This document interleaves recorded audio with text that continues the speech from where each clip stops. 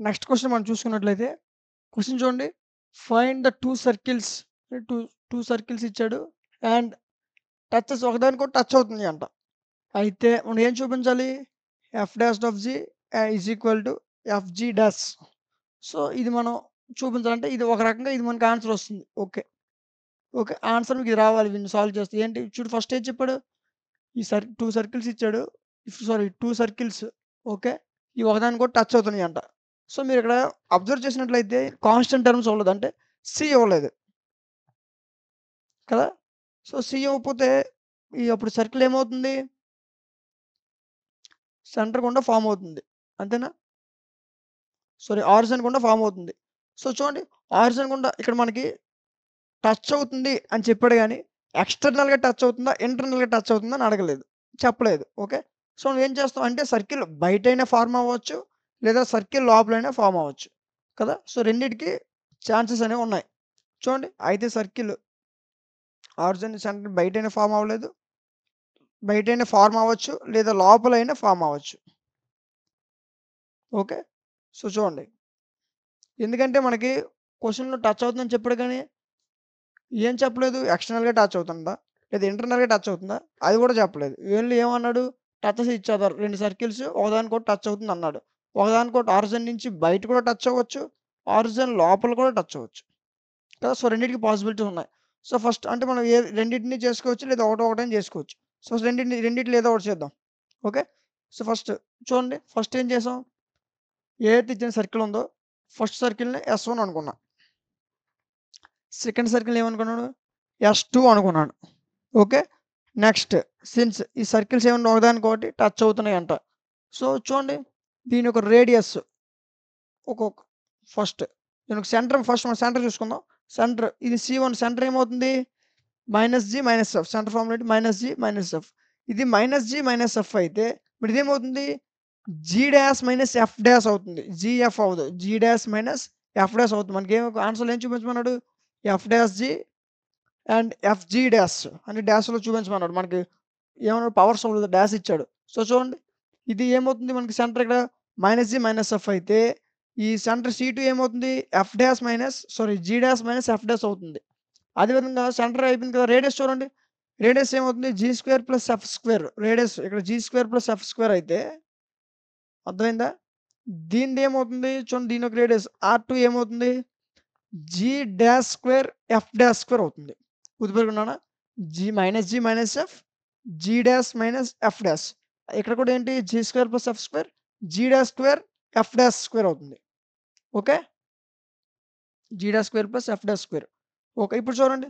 మనం ఏమని రాసుకోవచ్చు condition R1 + R2 C1 C2 ఇదైనా అవ్వచ్చు. లేదా అంటే లోపలిదిది. ఓకే. దీనిది బయట సర్కిల్ ఫార్మ్ అయితే R1 + R2 C1 C2 అవుతుంది. అదేవిధంగా ఏం చెప్పాను మీకు R1 modulus R1 - R2 C1 C2 అయినా అవుతుంది. రెండిట్లో ఏదైనా అవుతుంది. సో, రెండిటిని సాల్వ్ చేద్దాం. చూడండి ఇప్పుడు R1 + R2 C1 C2 దీనికి స్క్వేరింగ్ బోత్ సైడ్స్ చేయండి.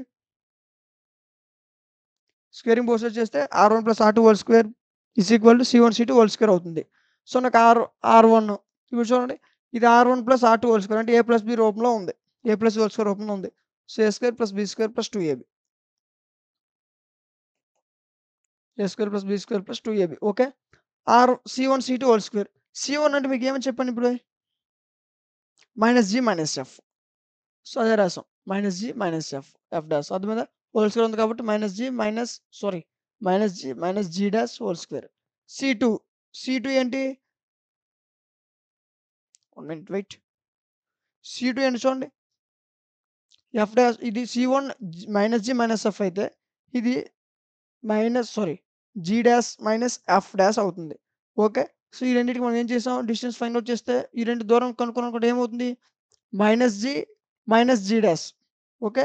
ఇంకేముంటాయి? -F అవే రాసుకున్నాం చూడండి. G D sorry G - G' సరిపోయిందా? ఓకే. ఇప్పుడు చూడండి నాన్న R1²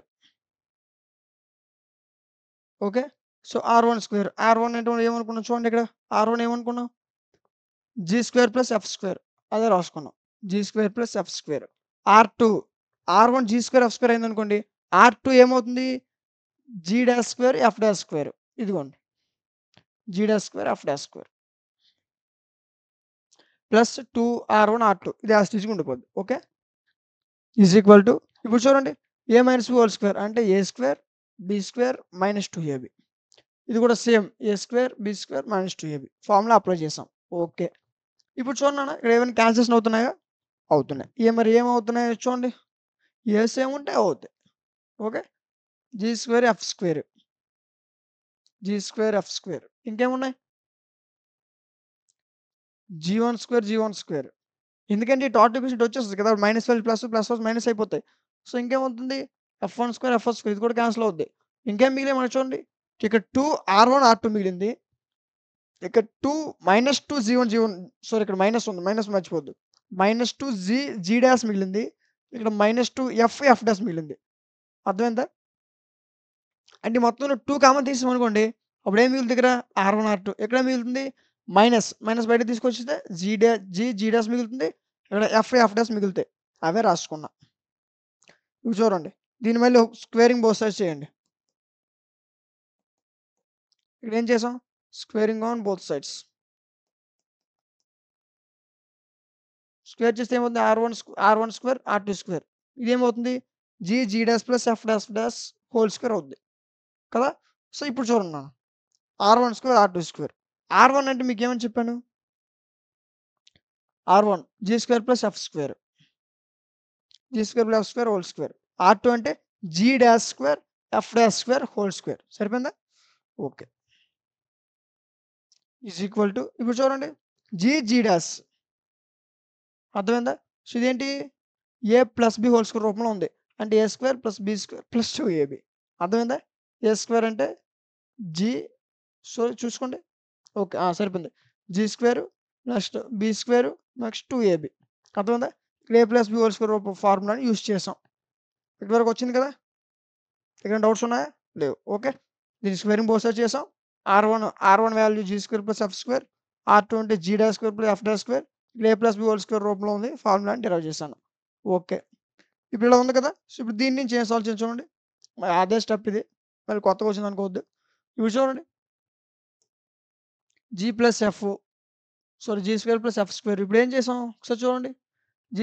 G square into G dash square. F square into F dash square.